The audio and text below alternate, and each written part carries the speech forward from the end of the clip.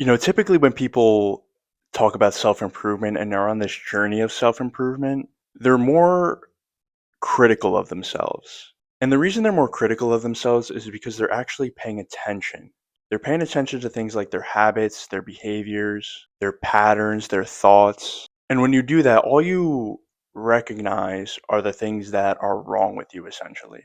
But in my opinion, I think it's a good thing. The fact that you're aware of these shortcomings is a sign that you're on the right track. That's the beginning of the solution. Most people never even get to that point where they can say, okay, I need to improve in certain areas of my life. I need to create an actionable plan to do that, and I need to execute. More often than not, people are moving through life on autopilot. They repeat the same patterns, they make the same mistakes, they feel the same frustrations consistently throughout life, and they never ask themselves why. The awareness of these things is your ability to look at yourself from the outside, from a bird's eye view. And I think this is an underrated and extremely valuable and rare skill because most people are just walking through life unconsciously and unaware of the patterns and behaviors they have and how those patterns and behaviors are a result of the life they're currently living. More often than not, when I hear people complain about things, they're patterns or behaviors that are typically fixable and therefore could lead these people to live a better life. And that's not always the case, right? Some people, I suppose, could be victim of circumstance, but it's all about how you look at it. So these habits and these loops that they find themselves in, they never take a moment to reflect and say, how am I in control of the outcome? What can I do to avoid these things from happening to me in the future? They never connect the dots because they're not watching themselves closely enough. And so the fact that you're asking yourself why and you can see these patterns and behaviors within yourself is already a step in the right direction. You're already moving towards the person you want to become. And so when people awaken, let's call it that consciousness, it's an uncomfortable thing because you recognize in yourself the areas in which you need to improve and there's a gap, right? Here's where you are currently and here's where you want to be. And so it feels like a an insurmountable mountain. Now, to that point, awareness alone is not enough because you can become very skilled at observing these things in yourself, but you need to be just as good at taking action to eliminate these poor patterns or behaviors that you might have.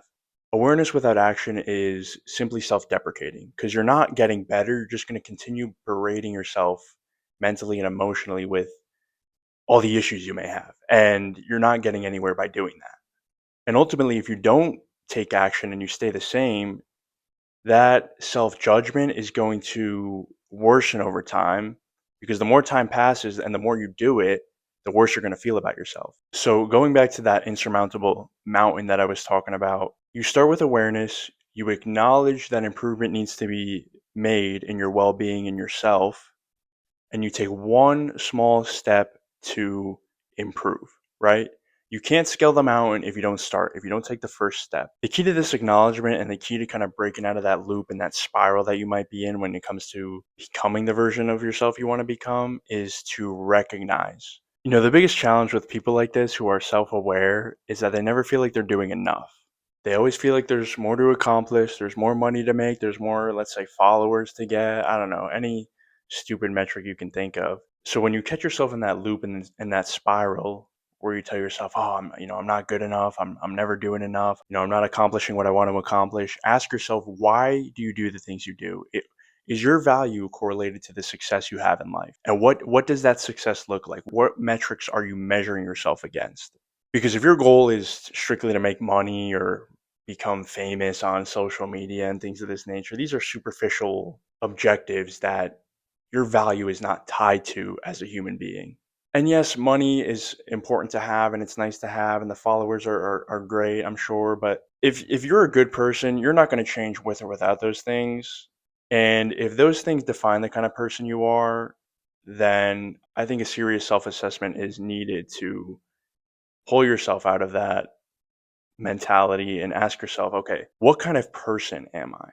Without the money, without the followers, without the success or the fame or whatever it is, who do I ultimately want to be? And how do my behaviors and my patterns and these habits, how do those things reflect who I am?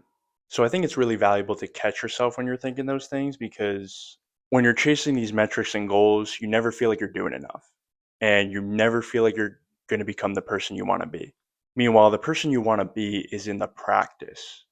And everything else that comes after that is a byproduct. So I think a really good question to ask yourself, reflect, and maybe understand why you think the way you think is when you feel behind the eight ball and you're behind on, your career or relationships or whatever, what are you specifically behind? What is the benchmark that you're chasing that tells you, okay, I need to catch up? And I feel like more often than not when people ask themselves that question, the answer is pretty vague. They don't even know what they're after. You're chasing something you haven't really defined yet for yourself. So I think a really good practice for people who ask themselves that question and think, yeah, I don't even know what I'm after. Separate what you're doing from your self-worth. You can work incredibly hard towards a goal and also be enough as a person right now. And it doesn't mean when you do achieve the things you want to achieve in life, you were any lesser of a person in the past. And when you achieve more in the future, you're not any less of a person than you are now. So it's really just separating the two. So ultimately, to come full circle, that discomfort of the awareness you feel around the kind of person you are and the kind of person you want to be is the price of admission to actually growing. So you're allowed to move forward without resolving that feeling that you're not enough. The awareness itself is the movement. You've acknowledged that change needs to be made.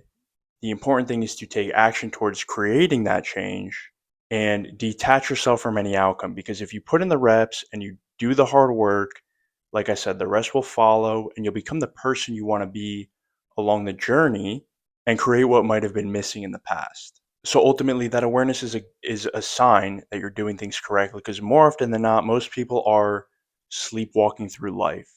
You're feeling the discomfort of actually paying attention. So you can't change what you can't see, and you can see it. And so I don't see that as a burden, but more so as a gift. And it gives you the opportunity to grow and become the person you want to be. Even though in various moments along the journey, it may feel heavier and more challenging. Like I said, that's the price of admission for growth. And it's not a bad thing whatsoever.